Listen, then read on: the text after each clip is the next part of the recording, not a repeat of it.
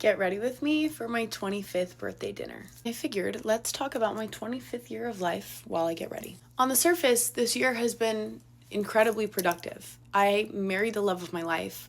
I have gone some incredible places. I've made memories that I will always remember for a lifetime, but that's all pretty much on the surface. For anyone who saw my post from last night, this year internally was very different. I feel as though I did the opposite of grow. And I know that sounds really depressing, and don't get me wrong, it was. When I first had this discovery, it's like really hard to sit there and think, oh my gosh, I'm disappointed in the year that I've had. Everybody wants to look back on their year, and it's really convenient that my birthday is also the end of the year. This is kind of like a 2-in-1.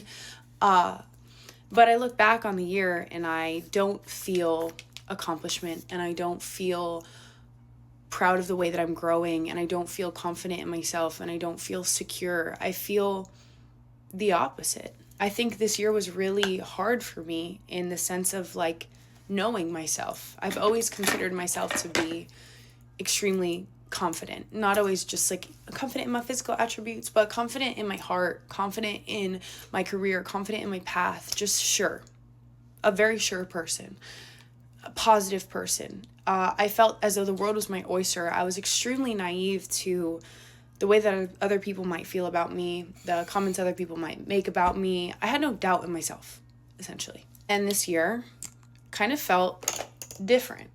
This year was the first time I experienced self-doubt in a way that I have never experienced before. I think it started last year, if I'm being honest, and these like minor moments have led to an entire change in the way that my brain works. And hasn't been easy, okay? It really sucks from going from somebody who believes in themselves to somebody who like doesn't at all and kind of doubts myself. And I know this sounds like really sad. I'm not sitting here talking to all of you about this for sympathy. Like, oh my gosh, she's so sad. I'm not. I'm actually extremely happy and extremely happy with where I'm at in my life right now and everything going on in my life. And I'm creating incredible memories. I love my family. I love my friends. But I don't really know how to explain it.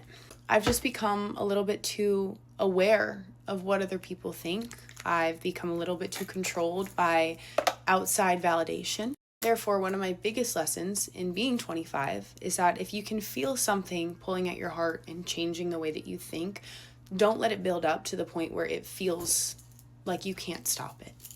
Because that will happen, and rare feelings for you will then become normal feelings for you.